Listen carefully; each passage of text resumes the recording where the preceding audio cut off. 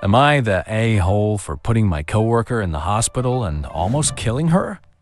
For the past 3 months, someone at my job has been consistently stealing my food that I bring from home. So I don't have to use the snack machine or walk across the street to McDonald's like most of my coworkers do. In the first month, I noticed someone had been gradually taking some of my food. 1 out of 3 slices of pizza, gone. 20% of my soup, gone. Cheetos bag completely gone, etc. Didn't think much of it and simply decided to now attach a "please don't touch" paper sign on my stuff. At the start of the second month, my food became untouched, but progressively went back to the usual. At the beginning of the third month, I asked coworkers if they had taken or knew who was taking my food, and no one had a clue, which is kind of believable as most of us take our lunches separately.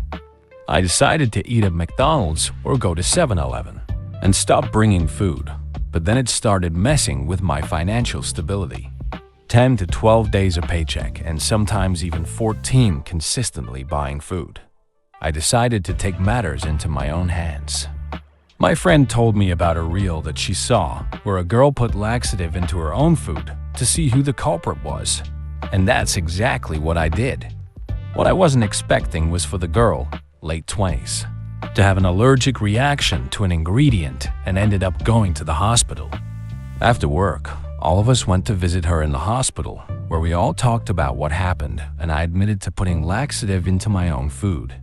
6 out of my 8 coworkers, all girls, were disgusted by my actions and were on her side. One girl was whatever about it, and the last guy said she shouldn't have been touching my food to begin with. I told the girl that I hope she gets better and went home, but I didn't apologize for what I did, and I'm not going to. On my day off, I received a phone call from our supervisor, who I spoke to about my issue after the first month and told me she can't help me there because she's not our mom, and essentially told me I had to apologize to her or else I wouldn't be able to come back to work until I do. And I'm assuming if I take too many days, I'd just be fired for not coming to work.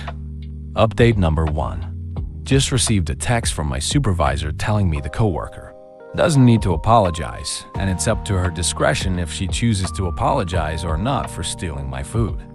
Update number 2. Male coworker who was on my side told me the girl is going to take legal action for attempting to unalive her. He overheard the girls talking today at work. Update number 3. Many of you are forgetting the fact that my "please do not touch" sign never left. Even though it stopped working eventually, I kept it there. So when she took my laxative food from my plastic bag, the sign "please don't touch my food" was still on it. The supervisor called me about an hour ago, telling me she's with the girl in the hospital, and now's my time to apologize or I can come in person to do it, and I said, absolutely not. She kept insisting in a tone that sounded like I was 100% at fault. Not her, who's been stealing my food for 2.5 months straight. Update number 4. I've been reading more comments with a lot of questions, so I'll answer them here so everyone can see. She's not poor. She drives a 2020, at least, Lexus SUV. She didn't go to the hospital because she was shitting herself senseless from the laxative. She went because she complained of a huge stomach ache and a rash line from below her belly button to between her 2 rib cages. Update number 5. One of my coworkers is now in the hospital for the same conditions. Big stomach ache and rash lying down the stomach lining.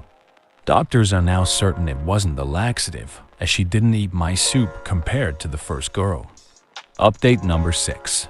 Someone from Home Office HQ is being sent down tomorrow morning to figure out what's going on, as our HR has a huge shit stain on her hands. Doctors are running tests for the second girl and trying to figure out why 2 co-workers are having the same issues. HR, the doctors, and my male coworker have now ruled out my soup as the cause of all this. Update number 7. Both girls are now under quarantine, and no one is allowed to visit them until the hospital clears that they're not contagious. I'm required to report to work tomorrow for a meeting between myself, HR, some of my coworkers, and the home office rep. Update number 8. The Home Office rep just called me to inform me that I'm formally being sued tomorrow by the first girl and her husband, although she's unsure what I'm being sued for.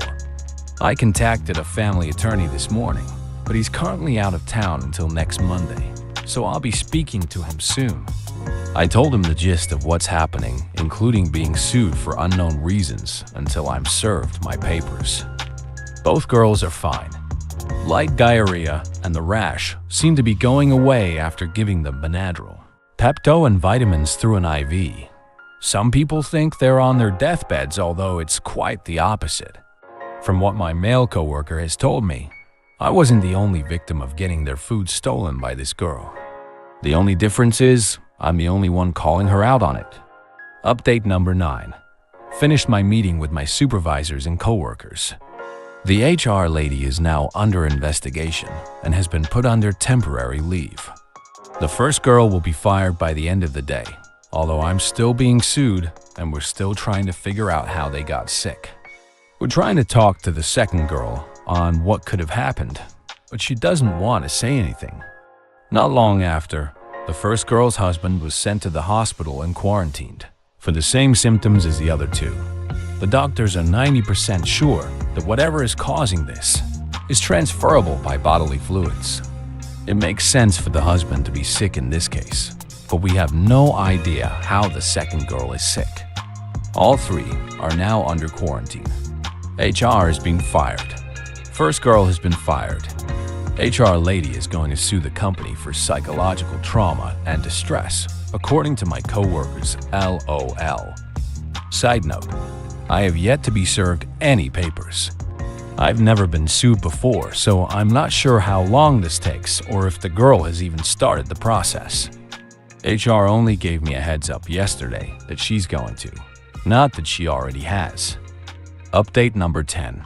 Alright, this has been a long 2 days for me, and this might be the last update, at least for now, until this whole thing blows over. I've been trying to make sense of everything that has happened lately, but now I don't know where to begin, so I'll try my best. As I said earlier, the HR lady was being investigated, and during the investigation, they found out she had the same symptoms 3 weeks ago, and quietly checked herself into a hospital, but is now almost fully recovered. I don't think she quarantined, as she hasn't missed work since her last vacation earlier this year. Apart from that, she also confessed to having sexual relationships with both girls in the hospital for the past 2 months, and both girls having no idea of the other's sexual relation with HR. The Home Office rep believes the husband got sick via the wife, as he's never stepped foot into the facility and has never met any of his wife's coworkers or supervisor. The HR lady has been arrested for knowingly spreading an infectious disease without the knowledge of the other person, twice. The hospital will be contacted by the company to inform them of this incident and see what medication/treatment she was given, as HR goes to a fancier hospital. HR has possibly dropped legal action unless they were empty threats from the beginning. I'll be talking to my attorney Monday morning to sue the wife and rest of the 6 women for emotional distress and lying, as it seems none of this was my fault to begin with, and I'm still not going to apologize for anything. I've been standing my ground since day 1.